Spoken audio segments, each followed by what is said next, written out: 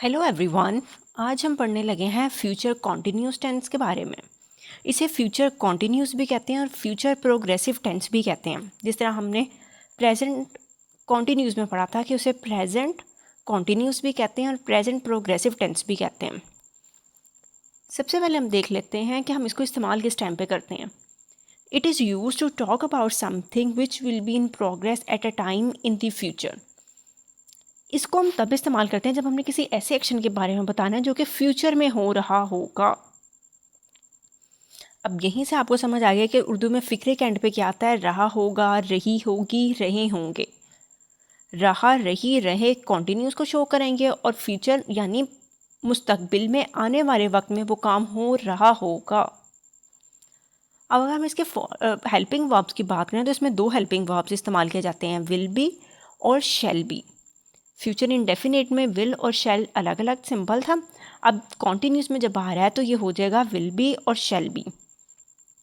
He, she, it, you, they, singular, plural सबके साथ will भी इस्तेमाल किया जाता है और आई और वी के साथ शैल भी इस्तेमाल किया जाता है। लेकिन अगर आपने कोई डिटर्मिनेशन, पक्का इरादा जाहिर करना हो, कोई थ्रेट की बात करनी हो, कोई ज़ोर दे के बात करनी हो तो आप आई और वी के साथ विल भी इस्तेमाल कर सकते हैं, ये गलत नहीं होता।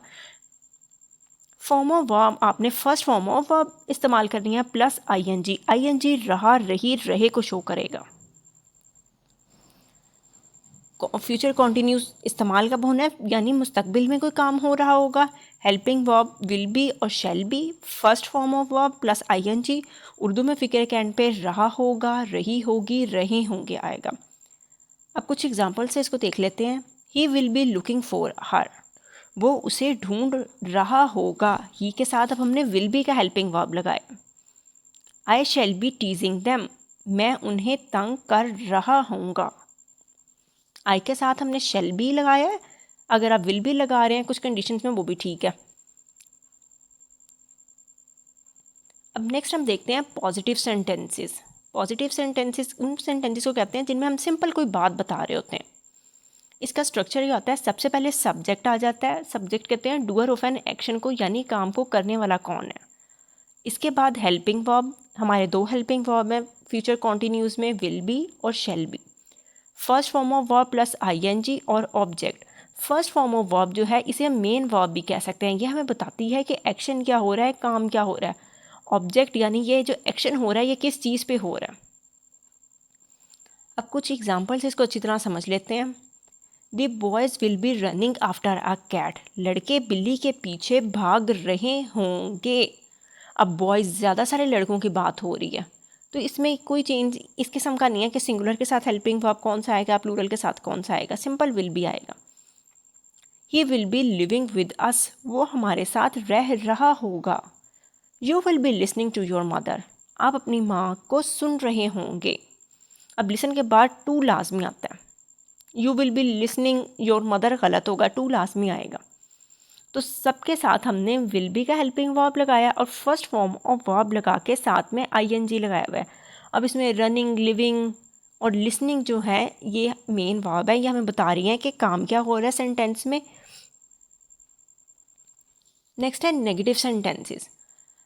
हेल्पिंग वर्ब भी वही रहेगा, सारा स्ट्रक्चर भी वही रहेगा, फर्स्ट फॉर्म आएगी, ऑब्जेक्ट सब वही रहेगा। सिंपल जो समझने वाली बात है इसमें हमने विल बी और शैल बी को टू पार्ट्स में डिवाइड कर देना है। विल और शैल अलग हो जाएगी, इसके दरमियान में नॉट आ जाएगा और उसके बाद हमने बी लगाना है। ये याद रखने वाली बात है। स्टार्ट में सब्जेक्ट, इसके बाद सब्जेक्ट के मुताबिक विल या शैल जो भी आ रहा है वो लगाना है, इसके बाद नॉट लगाना है, फिर बी लगाना है, first form of verb plus ING और ऑब्जेक्ट। जैसे Ahmed will not be washing clothes, Ahmed कपड़े नहीं धो रहा होगा। The dog will not be barking, कुत्ता नहीं भौंक रहा होगा। We shall not be arranging a party, हम एक पार्टी मुनक्किद नहीं कर रहे होंगे। अब यहाँ वी आया हुआ है तो हमने इसके साथ शैल का हेल्पिंग वर्ब लगाया है, शैल नॉट बी।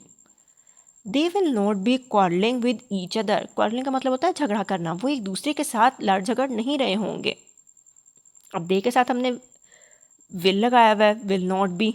ईच अदर का मतलब होता है एक दूसरे के साथ। तो नेगेटिव में जो याद रखने वाली बात है वो ये है कि नॉट हमने विल या शेल लगा के नॉट लगा देना है और बी इसके बाद लगाना है। और उर्दू में फ़िक्र के एंड पे आएगा नहीं रहे होंगे, नहीं रहा होगा, नहीं रही होगी। इसके बाद है इंट्रोगेटिव सेंटेंसेस, वो वाले इंट्रोगेटिव जो कि हेल्पिंग वर्ब से स्टार्ट होते हैं। अब हमने पीछे नेगेटिव में उसको 2 पार्ट्स में डिवाइड कर लिया हुआ है, यहाँ पे भी हमने ऐसे ही रखना है। विल और शैल को 2 पार्ट्स में डिवाइड अलग अलग ही रखना है। जैसे विल शैल स्टार्ट में आ जाएगा, इसके बाद हमारा सब्जेक्ट आएगा, डूअर ऑफ एन एक्शन, काम को करने वाला कौन है, इसके बाद बी आएगा, first form of verb plus ING object, और एंड पे इंट्रोगेटिव है, क्वेश्चन पूछ रहे हैं इस सेंटेंस में, तो वो दिखाने के लिए क्वेश्चन मार्क आ जाएगा।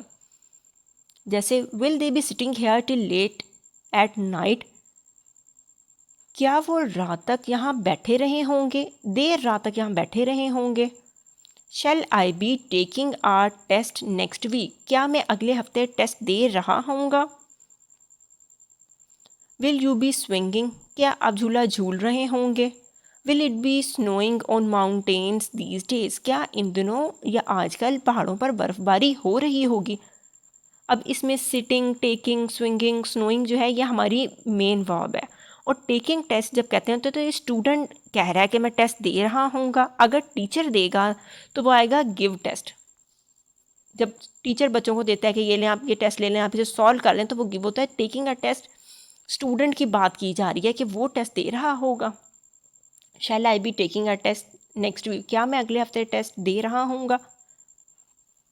इसके बाद है WH इंट्रोगेटिव, वो वाले इंट्रोगेटिव जो WH फैमिली के वर्ड से स्टार्ट होते हैं, जैसे when, where, will, who, what.